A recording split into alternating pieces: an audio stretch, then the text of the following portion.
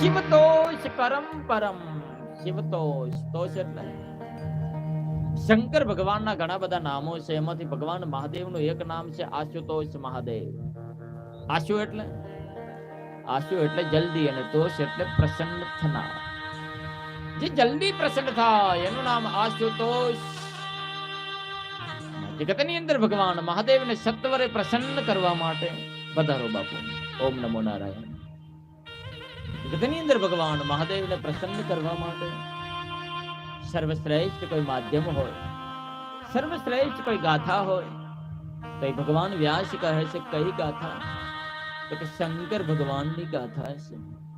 આ મહાપુરાણ જેનું ગાયન માત્રથી, જેનું શ્રવણ કરવા માત્રથી, જે શંકર ભગવાનનું આ મહાપુરાણ સાંભળવા માત્રથી ભગવાન શંકર દિવ્ય રીતે પ્રસન્ન થાય છે.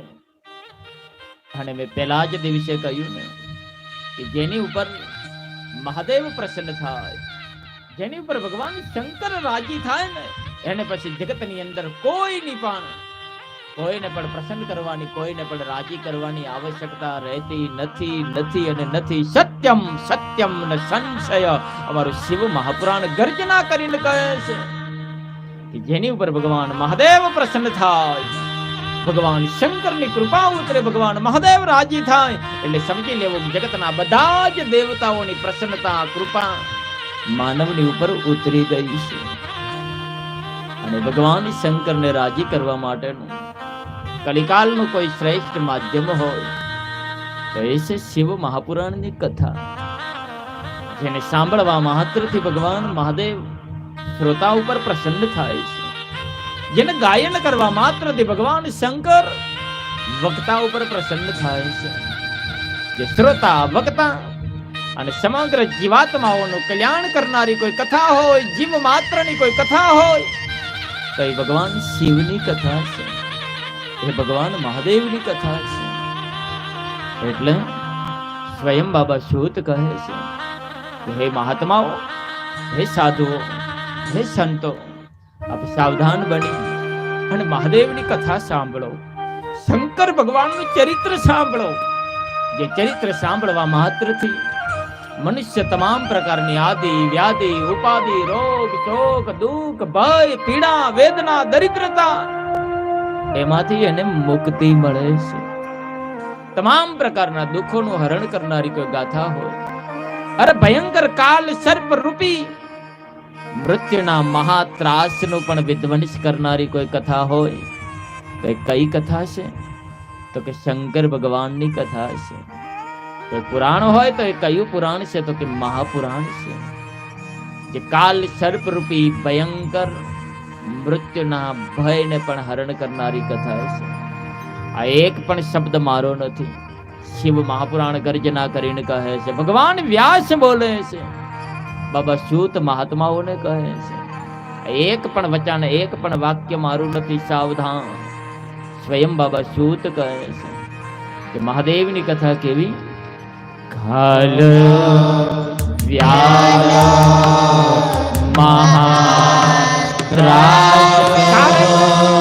કાલ એટલે મૃત્યુ અને વ્યાલ એટલે ભયંકર સાપ.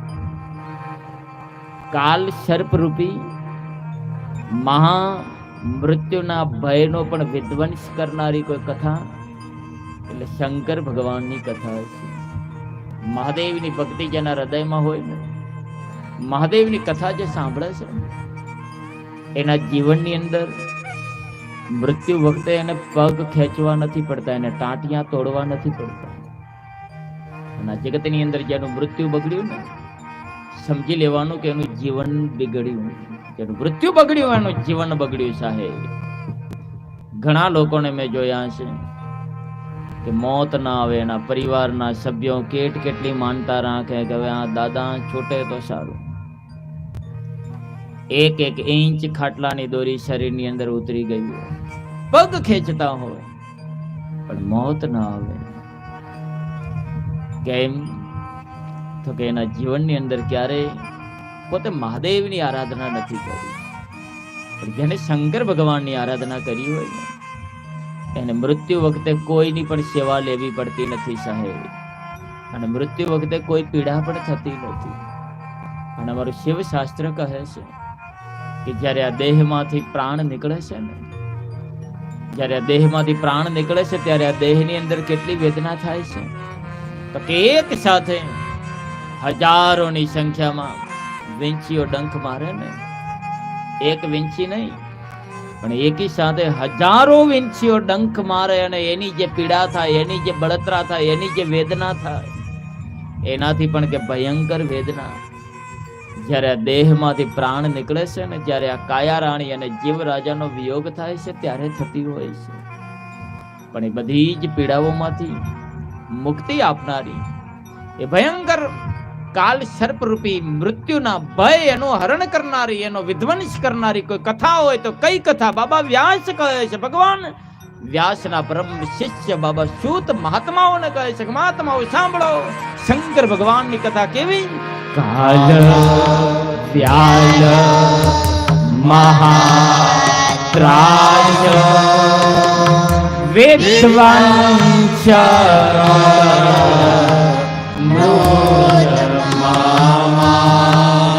વિદ્વાંસ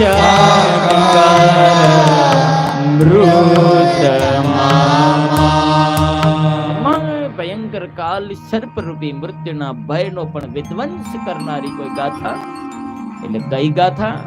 સ્વયં બાબા સૂત કહે છે કઈ ગાથા? શૈવ પુરાણમ પરમ શિવ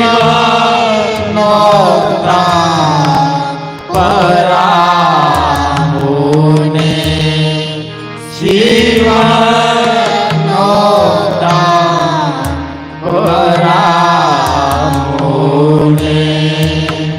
શંકર ભગવાનનું ચરિત્ર વર્ણન કરનારો આ શિવ મહાપુરાણની ગાથા એ દિવ્ય ગાથા છે, એ મહાન ગાથા છે. અને જે શંકર ભગવાનનું ચરિત્ર શ્રવણ કરવા માટે માણસને પ્રેરણા ક્યારે મળે છે? ક્યારે માનવ મહાદેવની કથા સાંભળી શકે છે? એક જન્મના પુણ્યના ઉદયથી ક્યારે પણ શંકર ભગવાનની કથા મળતી નથી હો ભાઈ. સ્વયં બાબા સૂત કહે છે કે જન્મ જન્માંતરના પુણ્યનો ઉદય થાય ને ત્યારે મહાદેવની કથા મનુષ્યને સાંભળવા મળે છે. એમને ક્યારે પણ શંકર ભગવાનનું ચરિત્ર માનવ સાંભળી શકતો નથી. એટલો અદ્ભુત દિવ્ય કલ્યાણકારી ચરિત્ર છે. એક જન્મના નહીં, 7 જન્મના નહીં, 71 જન્મના નહીં, પરંતુ જન્મ જન્માંતરના પુણ્યનો ઉદય થાય છે. અનંત જન્મના પુણ્ય એનું પુંજ ભેગું થાય ને ત્યારે મહાદેવની કથા શ્રવણ કરવા પ્રત્યે માનવને પ્રીતિ જાગે છે. એવો ભગવાન વ્યાસનો મત છે. શિવ મહાપુરાણ અંતર્ગત બાબા સૂત મહાત્માઓને કહે છે. સુત પુરાણીજી મહારાજ બોલે છે. સુત પુરાણીજી મહારાજના શબ્દો છે. શું કહે છે? જન્માંતરે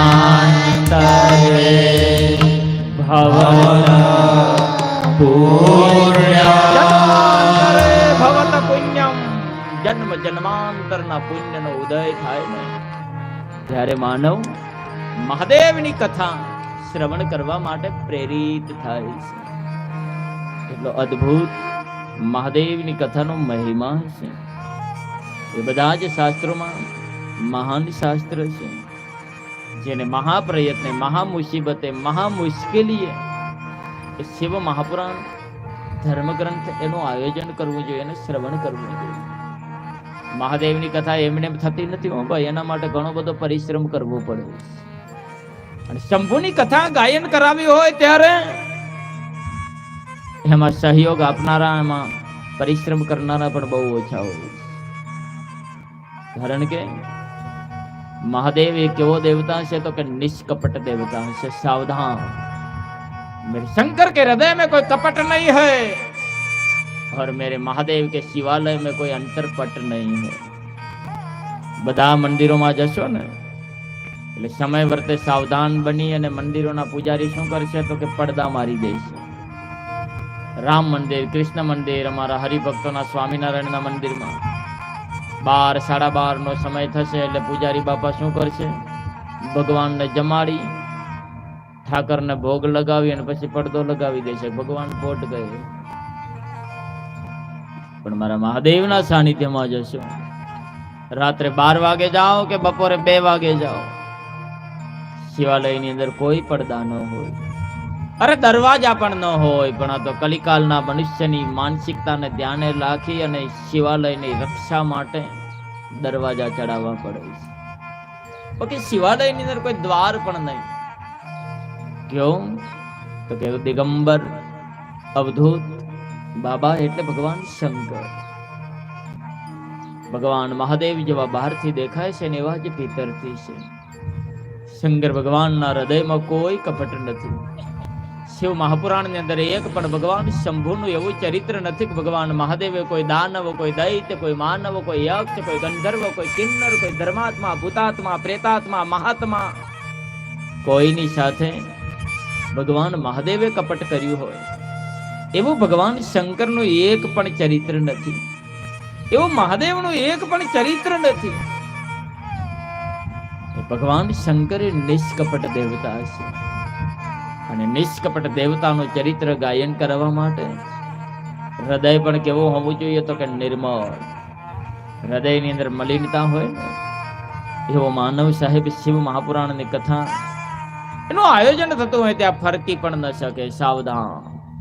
જેના હૃદયની અંદર કપટ ભાવ છે એના માટે ક્યારેય પણ શંકર ભગવાનના દ્વાર સ્વપ્નમાં પણ ખોલતા નથી. મહાદેવની કથા આયોજન કરવામાં બહુ મુશ્કેલીઓ આવે છે. થોડુંક પણ મન એની અંદર મલિનતા આવી જાય ને તો તરત જ ભગવાન શંકરનું કાર્ય, મહાદેવની કથાનું કાર્ય રોકાતો માંડ પારાકાષ્ઠાએ પહોંચે છે. કારણ કે ભગવાન શંકર એને કપટ પ્યારું નથી. મહાદેવ એ નિષ્કપટ દેવતા છે. જેમાં ભગવાન શંભુ બહારથી દેખાય છે એવા જ અંદરથી છે. જગતની અંદર બહારથી મેલા રહેવામાં કાંઈ વાંધો નહીં આવે, પણ મનથી હંમેશા ઉજળા રહેવું જોઈએ. મન મેલા તન ઉજળા, કપટી બગલા અંગ, કાગ છે કૌવા ભલા, તન મન એક જ રંગ. તન ઉજળું હોય, મારી જેમ સુંદર શ્વેત વસ્ત્ર ધારણ કર્યા હોય, પણ મન મેલું હોય, એવા મેલા મનના માનવ ઉપર સ્વપ્નમાં પણ ભગવાન મહાદેવની કૃપા ઉતરતી નથી. એના સાનિધ્યમાં જવું પણ ન જોઈએ. પણ ભગવાન મહાદેવની કૃપા અને પ્રસન્નતા મેળવવા માટે ગમે એવી મુશ્કેલીઓ આવે, ગમે એવી કઠિનાઈ આવે, ગમે એવો પરિશ્રમ કરવો પડે, કોઈ સાથ આપે કે ના આપે. અને શંકર ભગવાનની ભક્તિનો રાહ કેવો છે? શિવની ભક્તિનો રાહ એટલે ખાંડાની ધાર ઉપર ચાલવા જેવો છે. મહાદેવની ભક્તિમાં ચાલવું હોય તો કાંટાને રાહ ઉપર ચાલવાની તૈયારી રાખવી જોઈએ. શંકર ભગવાનની ભક્તિ એટલે ખાંડાની ધાર ઉપર ચાલવા જેવી. અને જગતની અંદર જે સંતો, મહંતો, મહાપુરુષોએ પોતાના જીવન દરમિયાન ભગવત ભક્તિને અપનાવી અને પોતાનું સર્વસ્વ આત્મ સમર્પણ ભગવાનને સમર્પિત કર્યું છે ને, એના રાહની અંદર આ દુનિયાએ ક્યારે પણ પુષ્પ નથી પાથર્યા. પણ શું પાથર્યું છે? એના રસ્તાની અંદર ये जगत और जगत के तुच्छ बुद्धि के लोगों ने कंटक पाथरे है साहेब, कांटा જ બિછાવ્યા છે. પણ એ મહા મુસીબતે ભગવાન મહાદેવનું ચરિત્ર જે કોઈ ગાયન કરાવે છે ને એ ભગવાન મહાદેવનો પ્રિય બનીને રહે છે.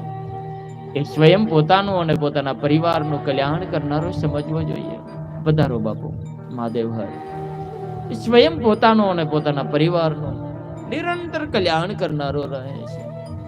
એવો અદ્ભુત મહાદેવની કથાનો મહિમા છે. એટલો અદ્ભુત શિવની ભક્તિનો મહિમા છે. અને પરિવારની અંદર, કુટુંબની અંદર, સમાજની અંદર, ગામની અંદર એક પણ વ્યક્તિના હૃદયમાં, એક પણ વ્યક્તિના સભ્યના હૃદયની અંદર શંકર ભગવાનની ભક્તિ અંગીકાર થઈ હોય ને, એની શિવ ભક્તિના પ્રભાવથી એના આખો પરિવાર, એનો આખો કુળ, એનો ઉદ્ધાર થઈ જાય છે. કુળની અંદર એક શિવ ભક્ત પ્રગટ થાય તો સમજી લેવાનું કે એની 7 પેઢી નહીં, 71 પેઢી નહીં, પરંતુ અમારો શિવ શાસ્ત્ર કહે છે કે અનંત પેઢીના પિતૃઓ એનો ઉદ્ધાર થઈ જાય છે, એની પાછળની અને આવનારી અનંત પેઢીઓ એનો ઉદ્ધાર થઈ જાય છે. કે જે કુળની અંદર એક વ્યક્તિના હૃદયની અંદર ભગવાન મહાદેવની ભક્તિ અંગીકાર થઈ છે ને, એવા શિવ ભક્તનો જો પ્રાગટ્ય થાય તો એની આગળ અને પાછળની અનંત પેઢીઓનો ઉદ્ધાર થઈ જાય છે. એટલો અદ્ભુત મહિમા મહાદેવની કથાનો છે.